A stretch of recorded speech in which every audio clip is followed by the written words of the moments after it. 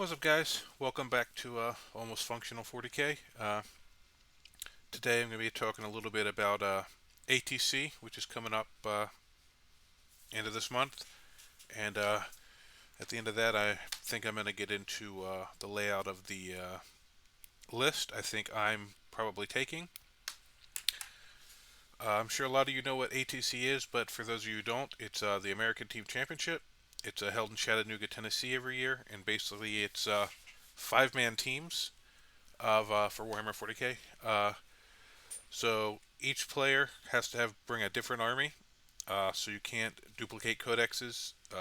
Some years you can bring like Space Marines and Blood Angel, Space Marines and Space Wolf, stuff like that. But this year, because with the index they are so similar in rules, you're only allowed to bring one Space Marine. You can only bring one Eldar, one Orc, one Tau, whatever you want to bring. But you can only use one of each codex on each team. So you get together with four of your friends and make a five-man team, and you figure out who's bringing what army, and then each round you play five individual games. So it's not like some team events where you'll have like two people on a table, two people from your team against two people from their team on the same table. You'll have five different individual single games going on through the round, and they use what is commonly referred to as WTC scoring, I believe. It's instead of normally you can score 0 to 100 points, this breaks that down into a differential. So basically you'll score between 20 and 0 points. So both players start with 10 points. And for every 5 points you beat your opponent by, you basically steal one of their points. So say you beat someone 75 to 70. Or it may have to be at 70. So maybe, I can't remember for sure if it's at 5 or if it's as soon as you get to that 6. But so either at 5 or 6 points, you would take one of their points. So instead of 10-10, that would be 11-9. And then at either 10 or 11 points, once again, I'm not sure if it's... Actually, I think it's if it's within 5, it's a tie. If it's 6 to 10, then you get 1. 11. At that point, so if you beat them by 11 points, you would beat them 12 to 8. All the way up to, if you beat them by 51 points or more, it's a 20-0. So there's, if you beat them by more than 50 points, you beat someone 80 to 20. Cool, you beat them by 60 points, you still only max out at 20 points. The nice thing about this is, if you're getting absolutely demolished in one of your games, you can attempt to keep it within 50. Because if you lose by 50 or less, you can get a 19-1. And at the end of the round, they add up the score from all of the tables, and whichever team has the most points wins the round. I believe there has to be like a 50-point differential or something like that for it to not be a draw. I'm not sure, it changes some years, but I believe that's about what it was for the whole overall team totals. If they're within 25 to 50, I believe, something in that range, it's a draw.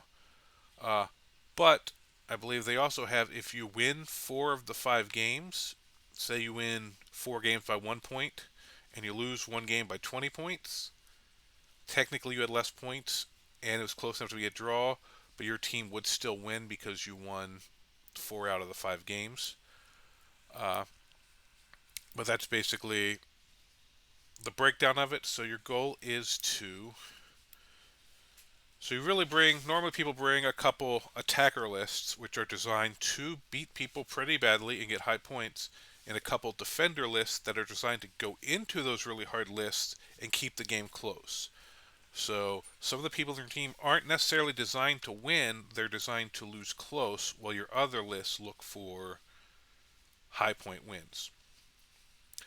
Sometimes you'll get the rounds where you can just get good matchups and crush everything, but that's not normally something you can count on unless you're getting round 1, you get like one of the top teams in the world against just a couple local guys that just showed up and play a couple times a year.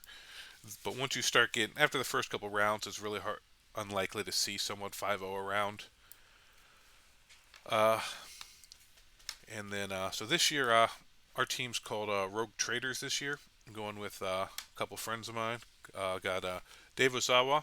He's one of the better Grey Knight players in the world, but this year we have him playing Eldar. We have friend John Anderson. We call him Milkman. Not sure, not 100% decided what he's bringing. Most likely Knights, but he could switch into Custodes. Still playing around with after the point nerfs. Uh, if he feels Knights are still stronger than Custodes. And This Sunday is the 23rd is the submission date for lists. So we're going to try to have that all ironed out by then. Then we've got Louis Betancourt, who's been on the channel going over some of the Leviathan pack and stuff. He's one of, if not the biggest TO in Florida. So he's coming with, I believe, Orcs. Uh, and then we have John Geiger from Big Bear 3D. He's going to be coming with Necrons. Sorry, computer's doing weird stuff over here.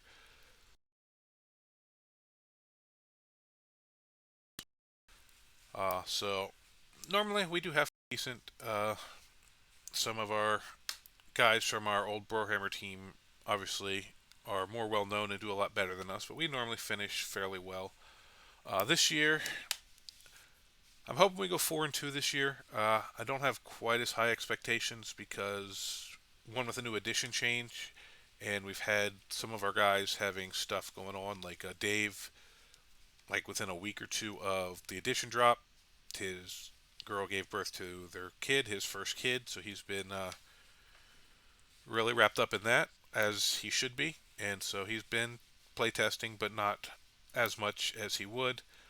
Uh, Lewis runs 2 big RTTs every month and runs a bunch of GTs and stuff in Florida, so he's been stuck with the logistics of switching a lot of his terrain over to work with the new layouts and working in the tournament organizer groups to figure out FAQs and stuff like that. So hasn't been able to put stuff on the table as much as he would have liked, but he never gets to play as much as everyone else. And last year he got best orc and I believe best general overall at ETC at ATC. So I'm sure he'll have a good showing. Maybe not at his peak powers, but I'm pretty sure he'll do fairly well. Then One of our other teammates, I'm not going to say who, I don't know if he'd want me putting out there, has had some serious health issues over the last couple of weeks to the point where not only do we think he might not make it to ATC, we thought he might not make it at all. So not going to say who that was, just leave that to them. If they ever want to tell anybody about that, that's their thing. But luckily, it looks like they're going to be fine. Should be fully cleared to go, and that's really great news. And so just the fact that if they're able to come and play with us, even if we go 0-6, I will consider that a win because just some things are more important than gaming.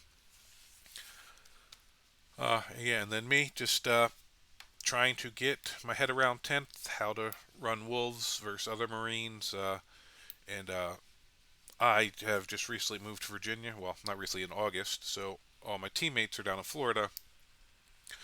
Normally, I'd arrange get-togethers at my house, and we'd bring our team. We'd have some of the other local teams come, and we'd practice pairings, but being so far away, we haven't been able to do a lot of that. Most of my practice has been on TTS. There was one event tournament here the other weekend, but I had to go to my sister's wedding, so I missed that. So this Saturday, I'm hoping to make it to an RTT.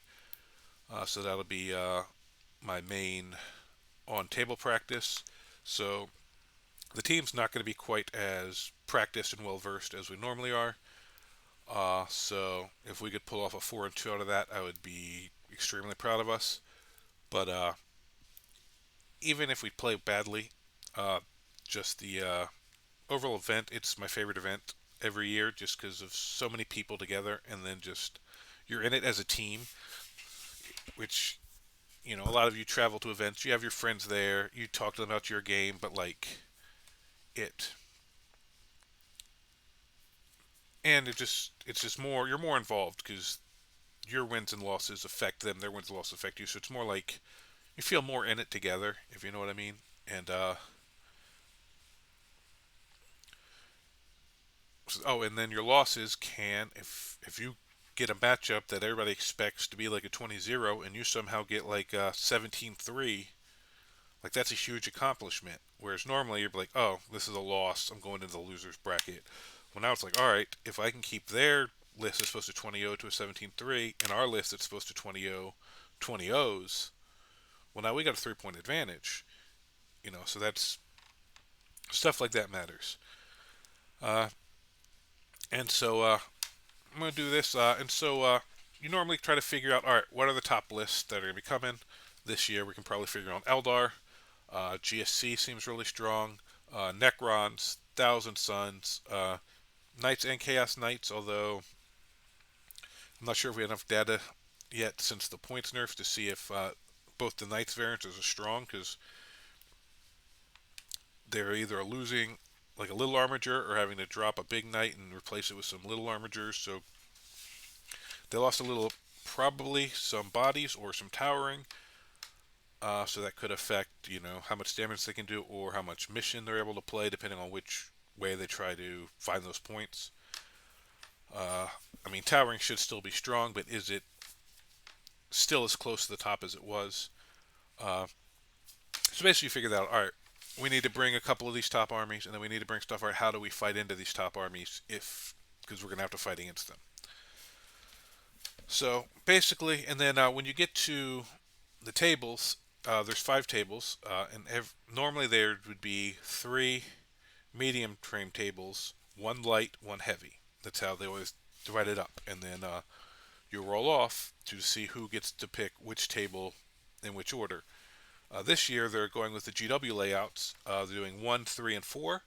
So I'm assuming it's going to either be 3 of one type, not necessarily one, but 3 of one type, and then 1 of each of the other types, or they could do 2 of one type, 2 of another type, and the third one be whatever the other one is.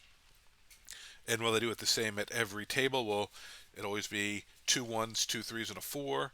Or one table will be 2 4s, 2 3s, and a 1, and another one be that way? We won't know till we get there. I don't know if they've said that. They just said these are the layouts, and so we're just kind of trying to guess the best we can as to what it'll be. But honestly, I don't know if they even know themselves, depending on what terrain they can get and how they can put it together.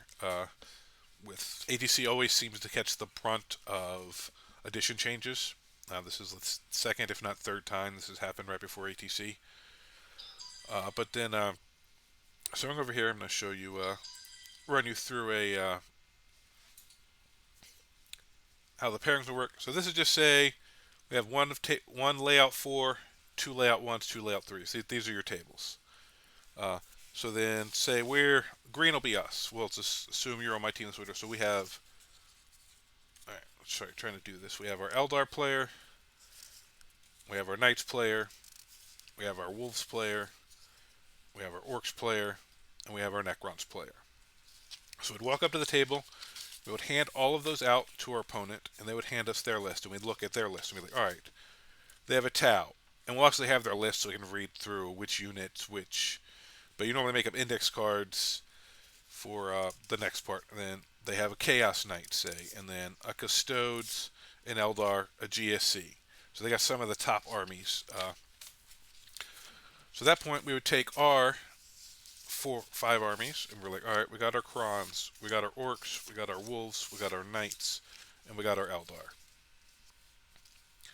All right, so we have to figure out, all right, which of their lists do we think they're going to drop? So basically, so you guys are fight. If one of your armies is like, I can fight everything, and one of your other armies is like, I can fight most of it, but I really need to avoid this one thing, stuff like that. That helps you figure out how you're going to do these pairings.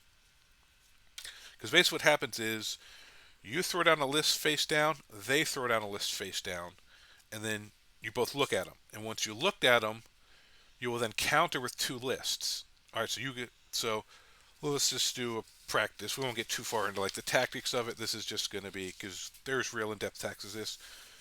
But say they say, all right, they're going to save their Eldar. They think their Custodes can fight pretty much anything. They keep their Chaos Knights can fight pretty much anything. But their Tau. Say their Tau's their weakest. They're like, all right, the Tau's probably going to lose no matter what we play. So they throw out their Tau.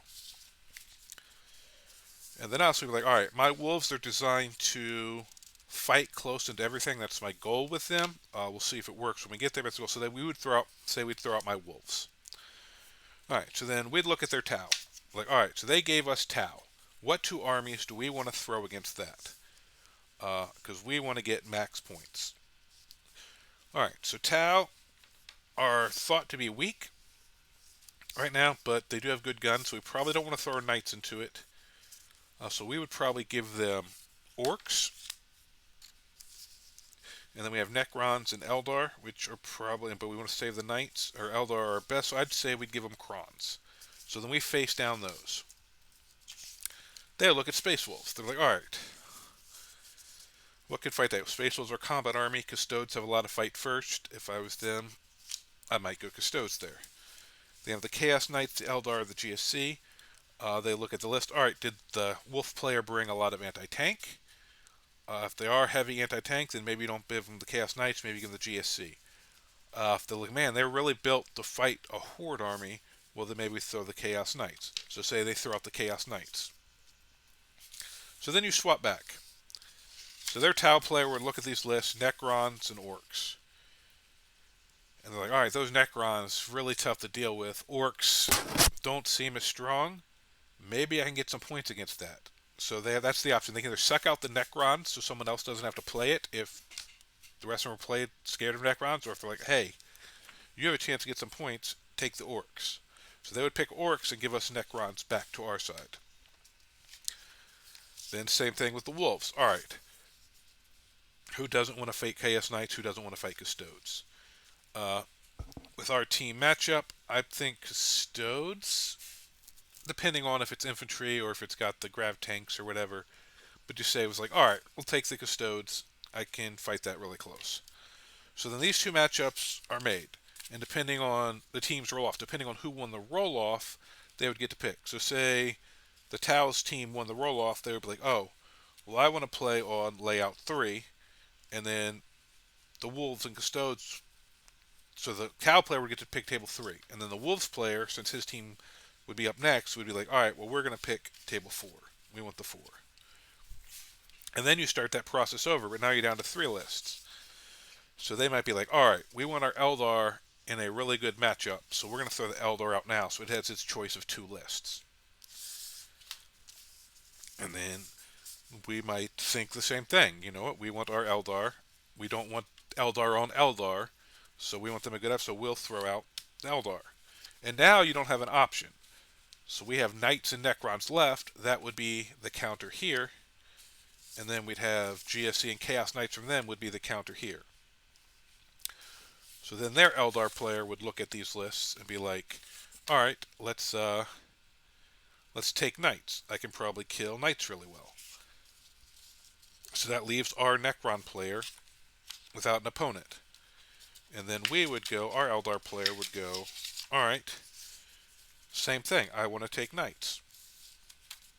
So then that leaves Necrons and GSC would have to fight each other, because they're the leftover 2. So then their Eldar player would pick first, and he'd be like, alright, say he wants table 3. So you have Knights and Eldar on table 3, and then you have Chaos Knights and Eldar. These are both 1s, so they could look and see if they liked one, they would go there, and then the GSC and Necrons would be left on the last table. And that's how you end up with your 5 pairings. And then the games go, and we go back to the 20-0 for the WTC scoring, and you try to see how you can pull that off. So there are lots of nuance into the setting up of those pairings. A lot of people have different thoughts on it. Some people are like, man, throw out your best list to scare them, to suck out some of their weak lists. or possibly suck out some of their strong lists so you take it away from your other armies. Others like, hey, throw out your weak list. They're going to throw out a hard one to try to get a good score. Tell them to take the worst matchup for everybody else and just eat that loss to hopefully get you better pairings in the other four. Others are like, man, throw out one of your middle armies, your defenders, try to, you know, fight. Also, try to take a tougher army, fight it to a middle battle to set you up. So there's so many people that have different opinions on how to do the pairings. Uh, like we've had chats on this and debates on it, and it goes back and forth. And but that's half the fun. So you and your team debate it, and then after the round, you can be like, all right, did they just have better listeners all around? Did we screw up the pairings? Did we do good pairings or just play badly? Uh, so it's just another in-depth step before the game. It's just another level of decision making, team chemistry, coming up with plans and seeing if you can execute them. But it's really enjoyable. It's always has been, probably always will be my favorite event of the year. Uh, but I will try to remember. I'm horrible at this stuff. To take some videos and pictures and stuff through the weekend. And then I'll try to do a recap video when we get back. But I think that's going to be it for now. I'll actually do a separate video to go on breaking down my list because it looked like that app shut down on me. So I'm not going to make you guys sit here and watch me refire all that up. But yeah, that'll be it for this. Anybody who's going to be there, come look us up. We're going to be, our team's called Rogue Traders, not the Traders, Traders, like Chaos. Uh, and yeah, come say hi. Meet Big Bear from Big Bear 3D, who makes all the terrain for Art of War and a lot of other places. And hope you guys have a good day.